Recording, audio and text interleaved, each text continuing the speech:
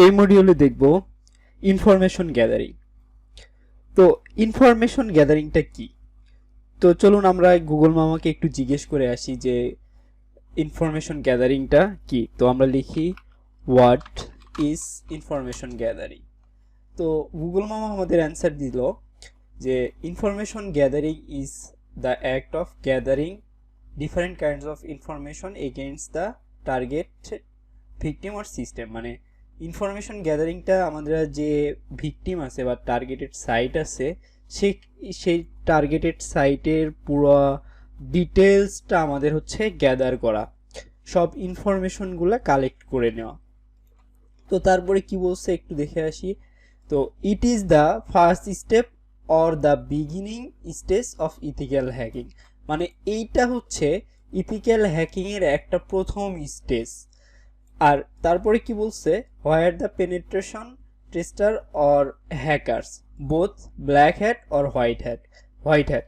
মানে এইটা সবাইকেই করতে হবে, ইথিক্যাল হ্যাকারদেরও করতে হবে, ব্ল্যাক হ্যাট হ্যাকারদেরও করতে হবে।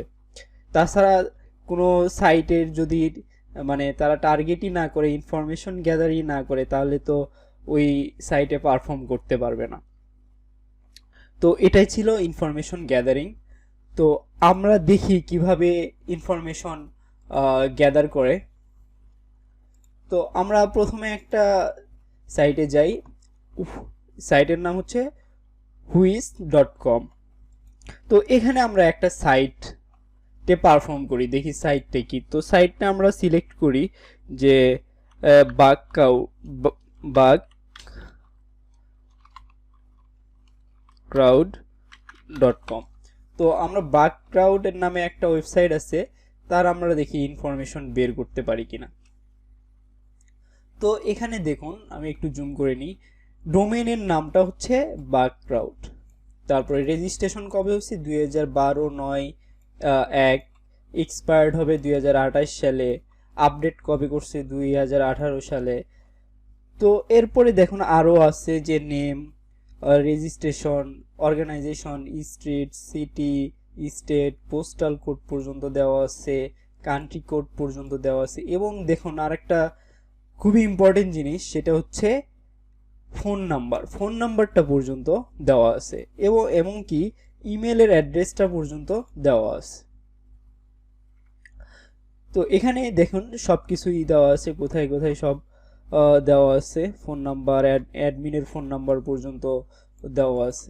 তো দেখুন এইটা ছিল একটা সাইটের হচ্ছে ইনফরমেশন গ্যাদার। এখন আমরা অন্য আরেকটা সাইটে ইনফরমেশন গ্যাদার করি, দেখি ওই সাইটটাতে কি আছে। যেমন হচ্ছে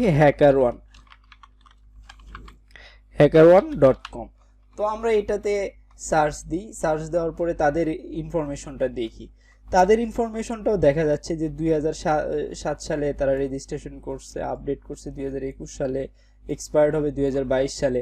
কিন্তু তারপরে যখন আমরা নিচে আসতেছি, নিচে আসার পরে দেখেন যে কোনো কিছুই তারা হচ্ছে দেখেন রেজিস্ট্রেশন, নেম, ডাটা রিডাক্টেড, কোনো কিছুই কিন্তু তাদের নাই, তারা সব কিছু হাইড করে রাখছে। তো আমরা গতটাতে দেখলাম আমরা সব কিছু আমাদের ওপেন, এরা কোনো সিকিউর করে রাখে নেই, এবং এইটাতে এরা সব কিছু সিকিউর করে রাখছে। এটাই ছিল হুইস থেকে ইনফরমেশন গ্যাদার করা।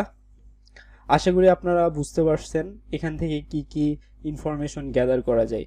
তো এই ভিডিওটা এই পর্যন্তই থাকবে, দেখা হবে পরবর্তী ভিডিওতে।